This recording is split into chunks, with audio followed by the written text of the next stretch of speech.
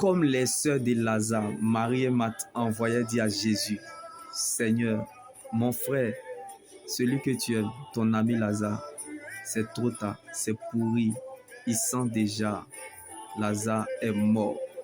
Si tu avais été ici, celui que tu aimes, mon frère, ton ami Lazare, ne serait pas mort. Je ne sais pas pour toi, mais sur quel sycomore te tiens-tu? Quel est le poids de ton Jésus? Comme Lazare était en décomposition dans la tombe, crois-tu que le Dieu que nous servons peut abattre les géants de ta vie? Si vous avez l'impression que les ténèbres s'agitent sur vous, comme la pourriture de Lazare en tombeau, si vous avez l'impression qu'il y a plein d'incertitudes autour de vous, c'est qu'il y a quelque chose de nouveau qui se passe. Car vous êtes reconnus par le ciel. Donc, déjà connu de Jésus comme la résurrection de Lazare. Les ténèbres voient en vous ce que vous ne pouvez jamais imaginer y avoir accès.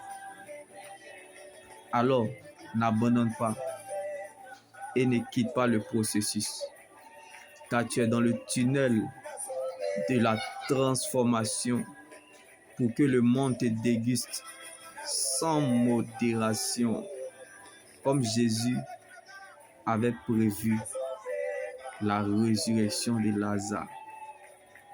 Ce n'est pas tout ce qu'on prépare qui vient, mais c'est ce que tu ne t'attendais pas à ça.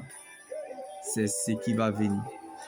Donc ce n'est pas parce que tu ne vois rien que ça ne viendra pas. Le problème est de savoir attendre que ça arrive.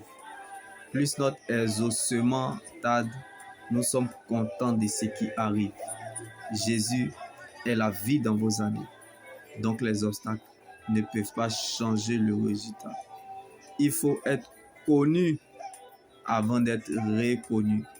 Donc si vous avez l'impression que les esprits mauvais ou des gens vous poursuivent en rêve, c'est parce que Dieu vous a reconnu et vous êtes déjà connu de Jésus. Alors que la joie du Seigneur soit votre force et votre partage. Car la persécution, l'adversité, la contradiction, la confusion, la désolation, l'incertitude est comme un service militaire pour tout enfant véritable de Dieu. Alors marche avec Dieu dans l'inconnu, avec fierté. Même si tu ne vois plus rien, c'est là il faut croire, comme il n'y avait plus d'espoir. Et pourtant, Abraham a espéré. C'était fini pour David, mais Dieu a augmenté le temps additionnel. Si Dieu a consolé Isaac, Dieu te consolera aussi, comme Sarai dans sa stérilité est devenue Sarah. Tu ne deviendras pas autre chose que ce que Dieu a planifié, programmé, décidé, comme les 14 ans de souffrance n'ont pas pu empêcher à Jacob de devenir Israël. Demeure béni, tes doutes ne feront pas douter Dieu.